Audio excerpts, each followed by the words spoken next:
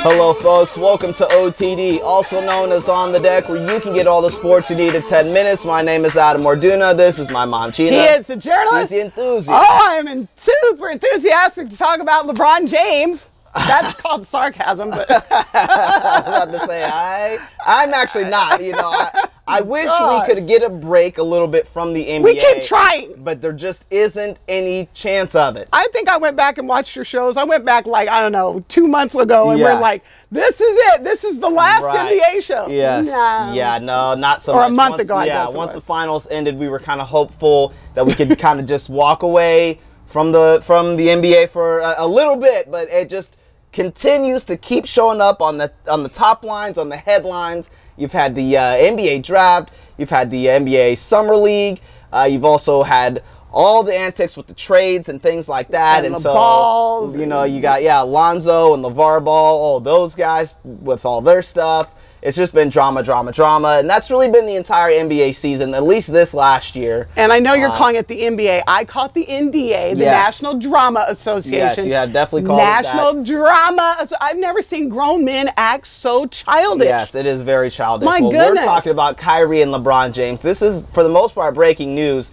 It just came out just a few days ago, at least publicly, that Kyrie wants out of Cleveland. He does not want to be partnered up with LeBron James anymore. It has been, I think, just a long time coming for the most part. Kyrie signed a huge deal right before LeBron James showed up, 11 days after he signed his 5-year contract. Here comes LeBron James trotting back. Now I want to be home back in Cleveland. And so I think that didn't necessarily sit that well with Kyrie initially, but Kyrie's like, look, I'm willing to make this happen so that way we can ensure our best success, and so therefore they ended up getting a championship out of it. But at some point in time, you do want to say, hey, I'm my own person. I don't have to just play second fiddle to this person. And so in this case, it's LeBron James, and everyone has to play second fiddle. Even Dwayne Wade was like, look, I'll play second fiddle if you come and help me win another championship. And so that's just kind of how it works when it comes to LeBron James. And so this is breaking news for the most part, because I think everyone initially was like, oh, there's no smoke, there's no fire, there's no problems here, but clearly there is. Now, there are reports that Kyrie's got some teams out there that he's willing to go and play with, or play for, I should say.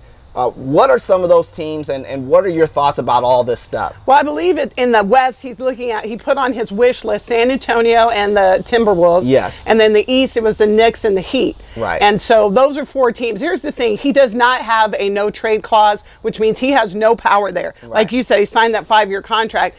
The Cavs don't have to trade him. Right. What happened was he sat down and said, I want out, and here are the 4 teams I want to go to. Sure. It kind of reminds me of what people don't realize about NCAA football. I can always tie it to football.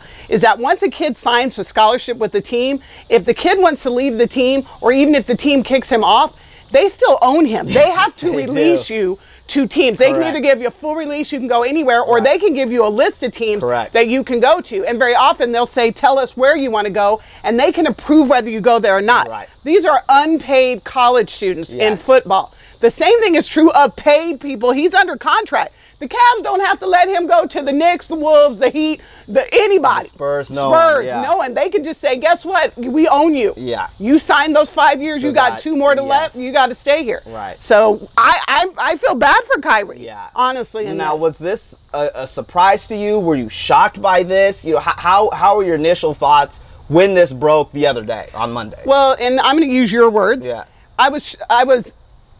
What do we say? Well, I think I was. Yeah. I was not shocked, but I was surprised. Yes. The timing of it surprised me. Yeah. But was I shocked that Kyrie was tired of being in the shadow of LeBron James's shorts? No, I was not at all. I was surprised that it just kind of popped out where, we finally got to this lull. We're like, oh, football camp's about to start. Yes. Oh, we got, and all of a sudden, here comes the basketball drama. Yes, so, yeah, I was surprised, but no, I wasn't shocked. What about you? Well, I just think, I agree. I definitely was not shocked, because when you think about the timeline of this basketball season, LeBron James was pouting, separating himself at the end of the basketball court.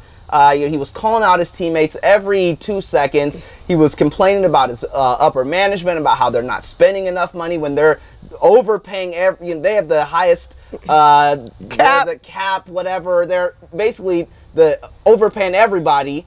in the league right now. They're the highest paid teams in the league or whatever. LeBron James has really not been the best teammate that you could probably say that is out there, at least this season. And so I can totally understand why, which is why I'm not shocked for Kyrie saying, look, I'm out. And if the rumors are true that you're going to be gone in a year anyway, why do I have to just sit here and hold the bag while you're saying, all right, I'm now gone again, and now I've got a team that's filtered and geared for you, but it's not filtered or geared for me. So if LeBron wouldn't have come to Cleveland and this was truly Kyrie's team, which is what I think he thought was going to be the case, there would be players that would be helpful to help him win.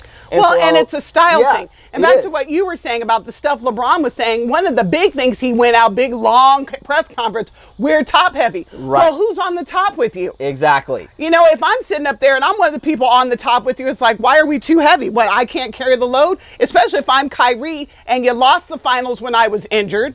Then I won the finals for you in Game 7 with my clutch corner three. Yep, exactly. And now you're telling her that we're too top heavy. And if I'm Kyrie, I'm thinking, yeah, we are top heavy. You weigh more than everybody. And that's what, you know what I mean? You're the heaviest guy on the team. Part of the reason why LeBron was able to come back and make that transition like he did was because Kyrie was already there. And so he was joining another superstar. Kyrie was already a superstar before LeBron James got there. Or at least he was a star, and then he emerged to that superstar level. Well, people were saying Kyrie wasn't winning championships. Kyrie was a baby in the worst team ever. Yeah, exactly. They were, exactly. And let me say this. I think we can all agree that LeBron is one of the best players on the planet right now. Kyrie is an emerging and rising superstar. Yes. And that they need each other. Yes. But that team was built around LeBron's style of play, not Kyrie's style of play. And with what took place this season, I can totally understand why Kyrie's like, look, this is my time to make something happen. I'm not going to just sit here and let you walk away into the sunset on your terms and just say, all right, you guys, I'm good. You guys are whatever. It doesn't matter. He wants to get his while he can. And so I totally understand that. Now, a quick question. Okay. Like you said, with the contract situation, they don't have to trade him. Do you think there will be a trade that does take place? I don't have any idea. I was actually thinking about this when we were, because I don't know the ins and outs of the NBA like that. Yeah. I'm an enthusiast. I'm the fan. So like Kobe Bryant was in a similar situation. Yeah. The Lakers just told him, no, we're not trading you. And then he went on and won 2 more championships. Yeah. So I think there is an opportunity for them to say no. But because it's LeBron and LeBron is LeBron. Yes. I think there's a possibility if LeBron's really upset about this that they might say, okay, Kyrie, you're out. So I don't know. I'm 50-50. What do you think? I don't think they're going to trade him. I think it's going to be very difficult to put a trade together to get rid of. It's the value. You're trying to go to a team that may not have that many superstars, so you may have to trade away your whole team to get Kyrie, because that's what the Cavs are going to do. It's like, if we're going to let go and we're going to go to somebody else, we're going to take their absolute best players. Well, but here's the rumors, though, that when LeBron was complaining that supposedly the Cavs were shopping Kyrie's name out there. Really? So, yeah, that was a rumor. Again, all this is, there's lots of rumors today. There are a lot of rumors. If this trade doesn't happen, do you think that LeBron and Kyrie can make amends and try to just move on past this offseason? Here's what I'm going to say. No, I don't think they're going to be buddies. I do think that they'll play together. I just think that, you know this. Yeah. When you've been on teams where the teammates, when y'all are sideways, you can hate each other and still play. I mean, we'll see what happens. Out of those 4 teams, Minnesota, you got Miami, you got San Antonio, and then you've got New York. Which team do you think will, if it does happen and he does get his wish list and he gets to go to one of those teams, which team do you think who would be the best fit there? Well, the best fit I think for him is going to be the Timberwolves. I think that, they're a team that may not win a championship soon, but they're young and they're hungry and they're playing the pace that fits Kyrie, and I would love to see it. Honestly, the team I'd love to see him go to is the Heat. Just to stick it to LeBron and go right down to the Heat. They got a little, Bienvenido a Miami. I'd love to see him go to the Heat. Yeah, well, it makes sense for all of his teams. He wants to play for Popovich. Him and Kawhi Leonard would work out very well. Timberwolves, him, Jimmy Butler, Taj Gibson, Karl Anthony Towns. That's a already preloaded roster.